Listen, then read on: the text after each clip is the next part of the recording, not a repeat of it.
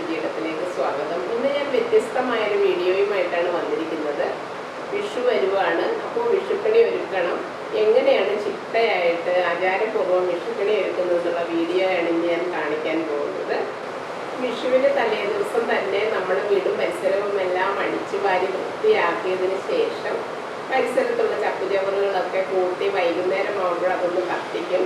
ഇങ്ങനെ നമ്മൾ ചേട്ടാ ഭഗവതിയെ അടിച്ചു പുറത്താക്കുന്ന ഒരു ആചാരമുണ്ട്. കൃഷ്ണ ഭഗവാനാണ് വിഷു ദിവസം പ്രാധാന്യമുള്ളത്. അതുകൊണ്ട് തന്നെ നമ്മൾ കൃഷ്ണനെ കണി കണ്ടാണ് ഉണരുന്നത്. കണി വയ്ക്കുന്നത് എങ്ങനെയാണെന്നും അതിനോടനുബന്ധിച്ചുള്ള ചടങ്ങുകളൊക്കെ ഞാൻ ഈ വീഡിയോയിൽ വ്യക്തമായിട്ട് തന്നെ കാണിച്ചിട്ടുണ്ട്. പിന്നെ വിഷു എന്ന് പറഞ്ഞാൽ സൂര്യൻ നേരെ കിഴക്കുദിക്കുന്ന ദിവസമാണ്. രാമരാവണ യുദ്ധത്തിന് ശേഷം വിഭീഷണനെ നമ്മൾ രാജാവായിട്ട് വാഴിച്ച അന്നാണ് വിഷുവായിട്ട് നമ്മൾ ആഘോഷിക്കുന്നതെന്നാണ് പറയുന്നത്. അതുവരെ സൂര്യഭഗവാന് ഈ രാവണനെ പേടിച്ചിട്ട് നേരെ കിഴക്കുദിക്കാറില്ലായിരുന്നു. രാവണ വധശേഷമാണ് വിഭീഷണൻ സിംഹാസനത്തിലേറിയ അന്നാണ് സൂര്യൻ നേരെ കിഴക്കുദിക്കാൻ തുടങ്ങിയതെന്നാണ് പറയുന്നത്. വിഷു എന്ന് പറഞ്ഞാൽ നടീൽ ഉത്സവമാണ്. ഓണമാണെങ്കിൽ വിളവെടുപ്പ് ഉത്സവം. അപ്പോൾ നടീൽ ഉത്സവം ആയതുകൊണ്ട് തന്നെ കാർഷിക വിളകൾക്കും കലമ്പുലാദികൾക്കും ഒക്കെ നല്ലൊരു പ്രാധാന്യമുണ്ട്. വിഷു ദിവസം എല്ലാവരും കണി കാണും. കണി കാണുന്നതിനും ഒക്കെ ഓരോ ആചാരങ്ങളുണ്ട്. തലേ ദിവസം വൈകുന്നേരമാണ് നമ്മൾ കണി ഒരുക്കുന്നത്. വൈകിട്ട് വീട്ടിലെ കുടുംബിനെയാണ് കണി ഒരുക്കാറ്. അപ്പോൾ മറ്റുള്ളവരെ ഒന്നും കാണിക്കാതെയാണ് നമ്മൾ ഈ കണി ഒരുക്കുന്നത്. അപ്പോൾ എല്ലാം ഒരുക്കി വെച്ചതിന് ശേഷം ചിലർ ആ നിലവിളക്കിൽ കിഴക്കോട്ടും പടിഞ്ഞാറോട്ടുമുള്ള തിരി കത്തിച്ചിട്ട് കിടക്കും. ചിലർ രാവിലെ എഴുന്നേറ്റ് വന്നതിന് ശേഷമാണ് അതും തെളിക്കാറ്. എന്നിട്ട് ബാക്കിയുള്ള തിരികളും എല്ലാം തെളിച്ച് നമ്മൾ മറ്റുള്ള കുടുംബാംഗങ്ങളെ എല്ലാം കണ്ണുപൊത്തി വിളിച്ചുകൊണ്ട് വന്നിട്ട് ആ കിണ്ടിയിൽ നിന്ന് ഒരു പുഷ്പമെടുത്ത് ആ വെള്ളം കണ്ണിലൊന്ന് തൊടിയിച്ചതിന് ശേഷം നമ്മൾ കണി കാണിക്കും. കണി കാണിക്കുമ്പോൾ അവിടെ കണ്ണാടി വെച്ചിട്ടുണ്ട്. ആ കണ്ണാടിയിൽ നമ്മുടെ മുഖം തന്നെ ആദ്യം ഒന്ന് കാണിച്ചതിന് ശേഷം മറ്റുള്ള കൃഷ്ണ വിഗ്രഹവും മറ്റുള്ള എല്ലാ ദ്രവ്യങ്ങളും കൺകുളിർക്കെ കണ്ട് ഐശ്വര്യപൂർവമായിട്ട് നമ്മൾ കണി കാണും. അതിനുശേഷം ഗൃഹനാഥയോ ഗൃഹനാഥനോ എല്ലാവർക്കും വിഷുക്കൈനീട്ടം കൊടുക്കും.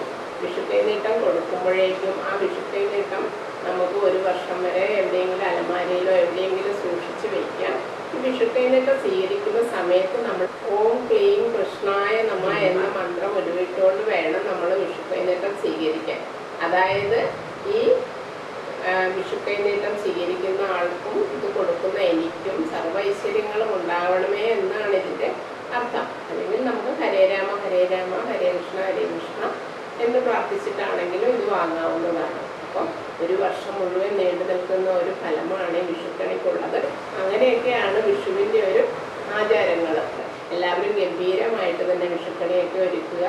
എല്ലാവർക്കും ഹാപ്പി വിഷു. ഐശ്വര്യത്തിൻ്റെയും സമ്പൽ സമൃദ്ധിയുടെയും പ്രതീകമാണ് വിഷു. വിഷുക്കണി നമ്മൾ എങ്ങനെ ചിട്ടയോടുകൂടിയും ഭംഗിയായും ഒരുക്കാമെന്നാണ് ഇന്ന് ഞാൻ ഈ വീഡിയോയിൽ കാണിക്കുന്നത്. നമ്മൾ പൂജാമുറിയിലാണ് വിഷുക്കണി ഒരുക്കുന്നത്. പൂജാമുറി ഇല്ലാത്തവർക്ക് ഹാളിലോ അല്ലെങ്കിൽ ഏതെങ്കിലും റൂമിലോ വിഷുക്കണി ഒരുക്കാവുന്നതാണ്. ഇതിന് എന്തെല്ലാം ചടങ്ങുകളാണെന്നും എന്തൊക്കെയാണെന്നും ഒക്കെ നമുക്കൊന്ന് കാണാം. ആദ്യമായിട്ട് നമ്മൾ കൃഷ്ണ വിഗ്രഹം നല്ലവണ്ണം തുടച്ച് വൃത്തിയാക്കി കൃഷ്ണനെ ഒന്ന് ചമയിച്ചൊരുക്കണം.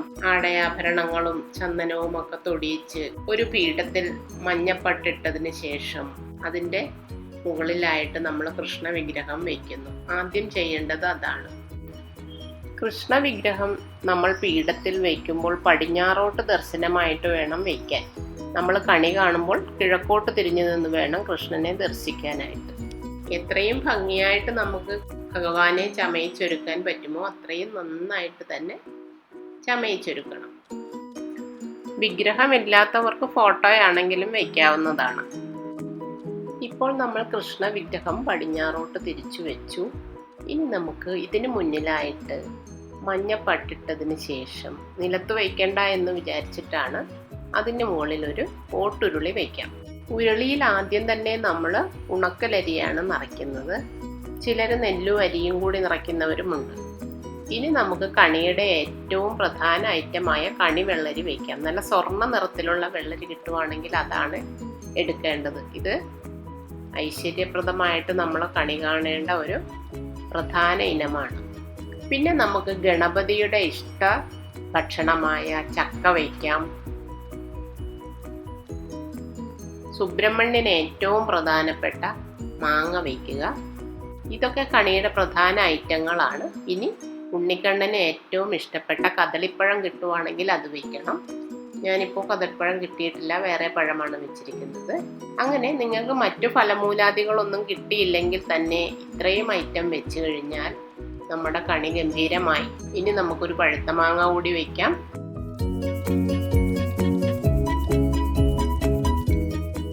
ഓറഞ്ച്, മാതള നാരങ്ങ, ആപ്പിള്,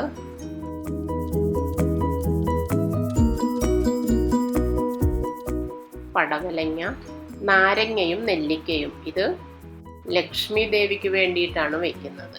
ലക്ഷ്മി ദേവിയുടെ ഇഷ്ടഭക്ഷണമാണ്. പിന്നെ മുന്തിരി വെച്ചു. പിന്നെ നിങ്ങൾക്ക് കിട്ടുന്ന പച്ചക്കറികളൊക്കെ വയ്ക്കാം. തക്കാളി, ക്യാരറ്റ്, വെണ്ടയ്ക്ക, അങ്ങനെ നമ്മുടെ തൊടിയിൽ നിന്ന് പറിച്ചൊക്കെയാണ് പണ്ടൊക്കെ വയ്ക്കുന്നത്. ഇപ്പോൾ അതൊന്നും കിട്ടാത്തത് കൊണ്ട് എല്ലാവരും വാങ്ങിച്ചാണ് വയ്ക്കുന്നത്. അങ്ങനെ ലഭ്യത അനുസരിച്ച് നല്ല രീതിയിൽ തന്നെ നമ്മൾ കണിയൊരുക്കണം. ഒരു വർഷത്തെ ഫലമാണ് ഈ ഒരു കണിയിലൂടെ നമുക്ക് ലഭിക്കുന്നതെന്നാണ് പറയുന്നത്. ഏറ്റവും മുകളിലായി നമുക്ക് കണിക്കൊന്ന വയ്ക്കാം. കണിക്കൊന്ന വയ്ക്കുന്നതിൻ്റെ പ്രാധാന്യം എന്ന് പറഞ്ഞാൽ കണിക്കൊന്ന, സ്വർണ്ണ നിറത്തിലുള്ള കൊന്ന. മഞ്ഞപ്പൂക്കൾ ഭഗവാന് വളരെ ഇഷ്ടമാണ്. അത് വളരെ ഐശ്വര്യമാണ്. അപ്പോൾ നമുക്ക് തീർച്ചയായിട്ടും കണിക്കൊന്ന പൂവ് കണിയിൽ ഒഴിച്ചുകൂടാനാവാത്ത ഒരു ഐറ്റമാണ്. ഇനി നമുക്ക് അതിന് മുന്നിലായിട്ടൊരു പീഠത്തിൽ മഞ്ഞപ്പെട്ടിട്ട് അതിൽ ഞാൻ ഒരു തട്ടം വെച്ചു.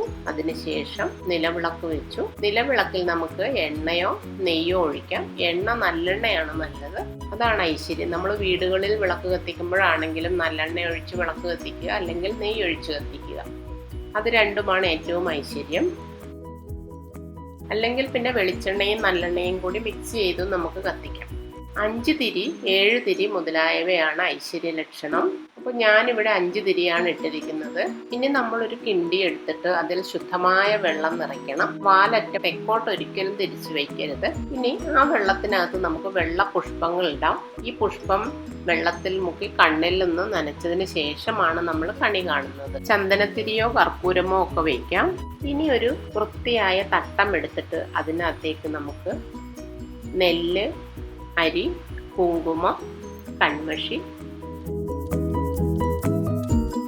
ചെത്തിപ്പൂവ്, തുളസി, കോടി വസ്ത്രം അല്ലെങ്കിൽ അലക്കിയ വസ്ത്രം, വാൽക്കണ്ണാടി, വെറ്റില, അടയ്ക്ക, സ്വർണം, വെള്ളി, നാണയങ്ങൾ, ഇതെല്ലാം വയ്ക്കാം. പിന്നെ ഒരു ഗ്രന്ഥം, ലക്ഷ്മി സങ്കല്പത്തിലാണ് നമ്മൾ ഈ ഒരു തട്ടം വയ്ക്കുന്നത്. അപ്പോൾ ലക്ഷ്മി മാഹാത്മ്യം ഉള്ള ഏതെങ്കിലും ഒരു ഗ്രന്ഥം നമുക്ക് വയ്ക്കാം. പിന്നെ പച്ചരി വയ്ക്കാം. അതിനുശേഷം ഏതെങ്കിലും ഒരു ഗ്രന്ഥം വയ്ക്കുന്ന ഒരു പതിവുണ്ട്. ഭഗവത്ഗീതയോ രാമായണമോ ഏതെങ്കിലും ഒരെണ്ണം വയ്ക്കാം.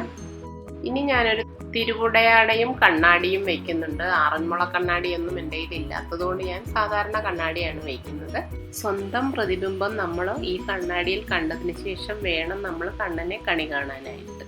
ഇനി നമുക്ക് ഒരു നാളികേരം വയ്ക്കാം. ഇതും കണിയുടെ ഒരു പ്രധാന ഭാഗമാണ്. അത് പൊട്ടിച്ചിട്ട് അതിനകത്ത് ഒന്നുകിൽ നമുക്ക് തിരി തെളിച്ചു വയ്ക്കാം.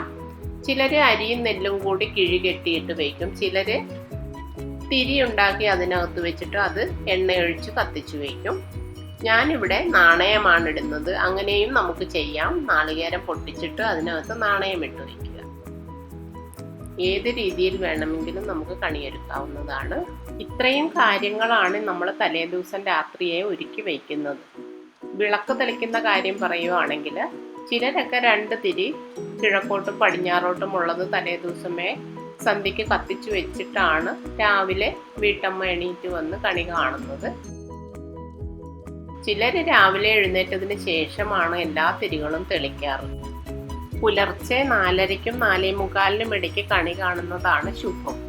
ഗൃഹനാഥ പുലർച്ചെ എഴുന്നേറ്റതിന് ശേഷം വിളക്ക് കൊളുത്തിയിട്ട് വീട്ടിലുള്ള മറ്റുള്ള അംഗങ്ങളെ എല്ലാവരെയും വിളിച്ച് കണ്ണു പൊത്തി കൊണ്ടുവന്നിട്ട് കണി കാണിക്കണം. ആദ്യം ദർപ്പണത്തിൽ നോക്കി സ്വന്തം മുഖം കാണിച്ചിട്ട് അതിനുശേഷം കൃഷ്ണവിഗ്രഹവും മറ്റുള്ള എല്ലാ വിഭവങ്ങളും കാണിച്ച് വിഷു കൈനീട്ടവും നൽകണം. ഇങ്ങനെയൊക്കെയാണ് കണി ഒരുക്കേണ്ടത്. എനിക്കറിയാവുന്ന പോലെയൊക്കെ ഞാൻ വിഷുക്കണി ഒരുക്കിയിട്ടുണ്ട്. ഞങ്ങൾ ഇതുപോലെയൊക്കെയാണ് ഒരുക്കാറ്. കൂടുതലായിട്ട് ഇതിലും നല്ലവണ്ണം അറിയാവുന്നവർ കാണും. എൻ്റെ രീതിയിലുള്ള ഒരു ചെറിയ വിഷുക്കണിയാണ് ഞാനിവിടെ ഒരുക്കിയിരിക്കുന്നത്. എല്ലാവരും കണ്ടു നോക്കുക. അപ്പോൾ എല്ലാവർക്കും ഞങ്ങളുടെ വിഷു ആശംസകൾ.